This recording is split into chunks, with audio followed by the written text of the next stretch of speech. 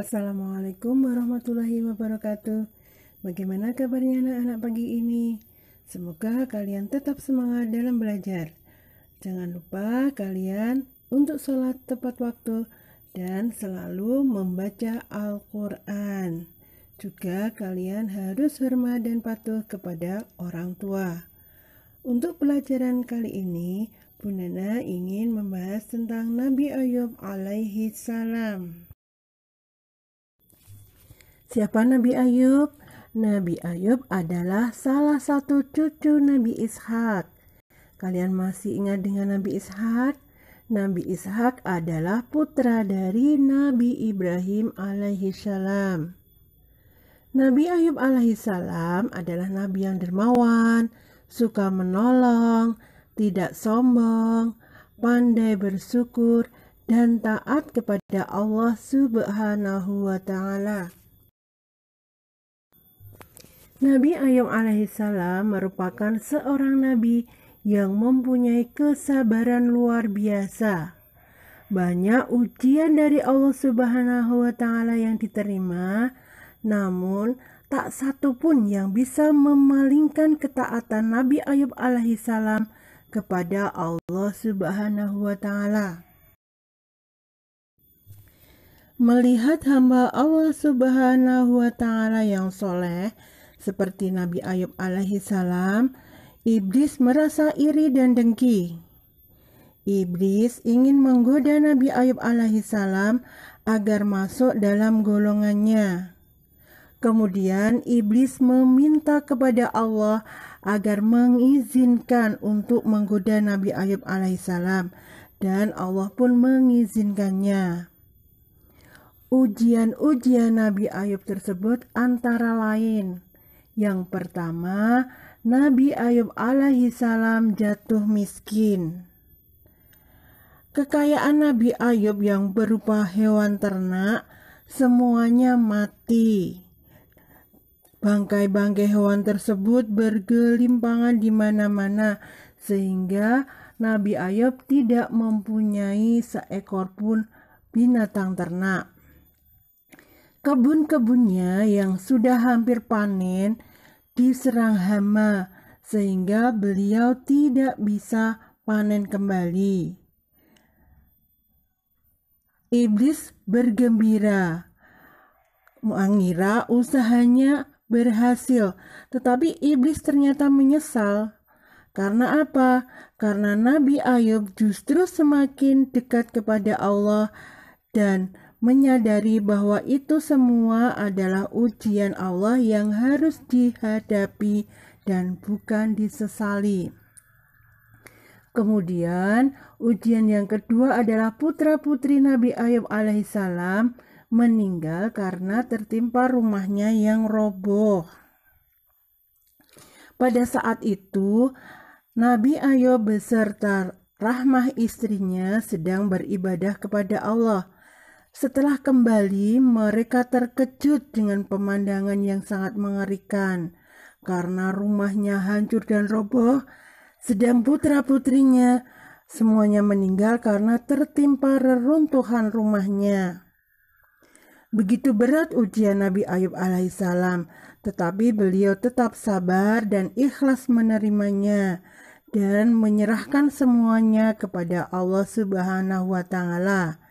Karena Nabi Ayub yakin bahwa semua ujian dari Allah pasti ada hikmahnya.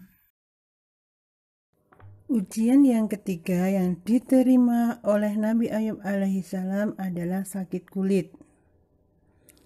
Rencana iblis selanjutnya adalah merusak kulit Nabi Ayub. Mereka berkeyakinan bila kulit Nabi Ayub rusak dan mengeluarkan bau busuk yang menyengat, pasti semua orang akan menjauhinya. Iblis segera melaksanakan niat busuknya. Iblis mengerahkan seluruh pasukannya untuk mencari bibit penyakit yang menyejikkan, yang bisa membuat kulit menjadi busuk dan tulang rapuh. Dalam waktu singkat, kulit Nabi Ayub tiba-tiba melepuh seperti bisul-bisul. Terasa panas dan gatal yang tak tertahankan. Beberapa saat kemudian bisul-bisul itu pun pecah. Nah, saat bisul itu pecah, maka keluar bau yang tidak sedap yang menyengat keluar dari tubuh Nabi Ayub tersebut. Sehingga orang-orang yang lewat dekat rumahnya dan para tetangganya menutup hidung karena mencium bau yang menyengat. Karena tidak ingin mengganggu tetangganya, maka Nabi Ayub mengajak istrinya untuk meninggalkan kampung halamannya. Keduanya pergi ke tempat yang jauh dari perkampungan dan mendirikan gubuk di tepi hutan. Iblis semakin marah karena Nabi Ayub semakin taat kepada Allah. Kemudian iblis mengubah rencananya, yaitu ingin menggoda istrinya. Dan rencana iblis tersebut untuk menghasut istri Nabi Ayub ternyata berhasil. Istri Nabi Ayub alaihissalam merasa putus asa dan mulai tidak sabar menghadapi ujian Allah. Akhirnya, istri Nabi Ayub alaihissalam meninggalkan suaminya sendirian. Pada saat itulah Nabi Ayub berjanji akan mencambuk istrinya 100 kali jika istrinya kembali kepadanya. Dan janji tersebut dilaksanakan oleh Nabi Ayub. Ketika Nabi Ayub telah sembuh dan istrinya pulang, Nabi Ayub mencari 100 rumput, kemudian diikat dan dipukulkan sekali kepada istrinya agar istrinya tidak merasa sakit. Kesabaran Nabi Ayub alaihi salam.